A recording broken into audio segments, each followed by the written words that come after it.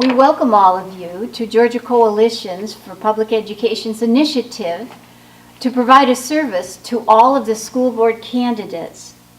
We are offering them a 20-minute professional video that they can use for the purposes of marketing their campaign. Georgia Coalition for Public Education does not endorse any candidates. My name is Reverend Diane Doherty, and I will ask the questions for each session.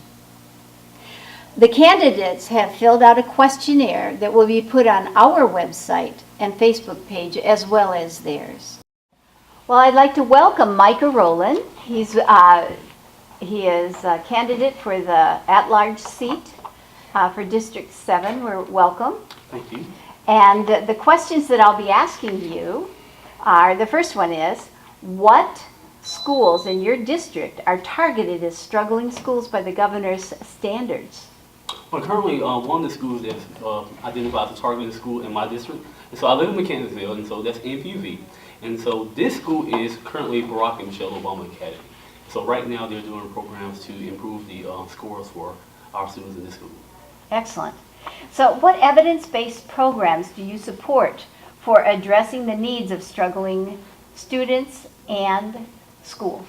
Well, currently I run a nonprofit called the Rights to Life Foundation, and through the Rights to Life Foundation, I run a program called Full Steam Ahead. And Full Steam Ahead is teaching science, technology, engineering, arts, and math programs. And so we're currently looking at to do this program in Barack and Michelle Obama Academy, and particularly for girls coding. And so I think this program can allow the students to learn more about technology, and you can use this as a fun tool for kids to learn more about science and math.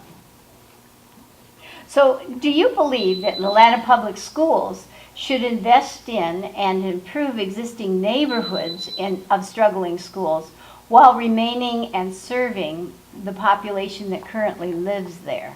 Yes, I do.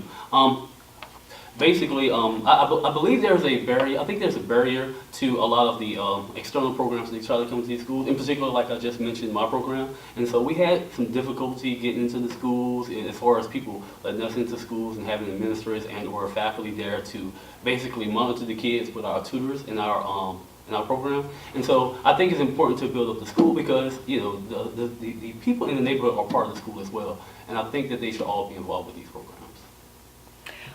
So then, what do you think of the Atlanta Public Schools plan for the administration of schools that allows groups of schools to be run by outside entities, like purpose-built schools, KIPP, KINDESI? Well, I think that a lot of our community members don't like that because they were used to having more of an influence in these schools, and I think that they feel that, I think that we feel that, outside entities controlling these schools is not keeping in line with having the community input into the schools. I mean, you have like communities in schools and these type of programs, but with these outside entities, they don't really know who the stakeholders are in the community. They wouldn't be able to identify, who actually does the work in the neighborhoods unless they were in those communities themselves. So it appears that the Atlanta Public School intends to modify its teachers' evaluation process for the next 4 years. What evidence or information would you request from the superintendent in order to fairly evaluate the newly designed teacher evaluation process and procedural standards proposed by the superintendents? For example, have evaluation standards been used successfully in other areas? Well, one thing I think that we would need to have is, in particular, is the type of training that the teachers are receiving. A lot of community members have talked to me about teacher training, and they don't feel that the teachers are adequately trained to be able to teach the students in the neighborhood, in the communities. And so I think that's one thing we would want to look at from the superintendent is to identify what type of training is being applied for the teachers. I have a background in quality assurance. And so I know through continual improving, you have to continually train your employees, and this particular faculty, on the new type of methods that they will need in training to teach your kids. Thank you. Well, Micah, do you have anything to say to your constituents?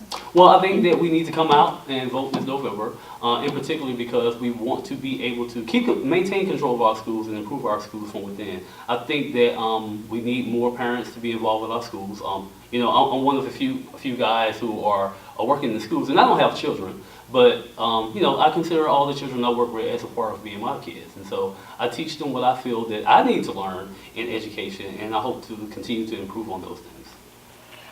Well, thank you very much. Is there anything else you want to say? No, there's not. That's- Thank you for having me that's out. great. Well, this has been brought to you by the Georgia Coalition for Public Education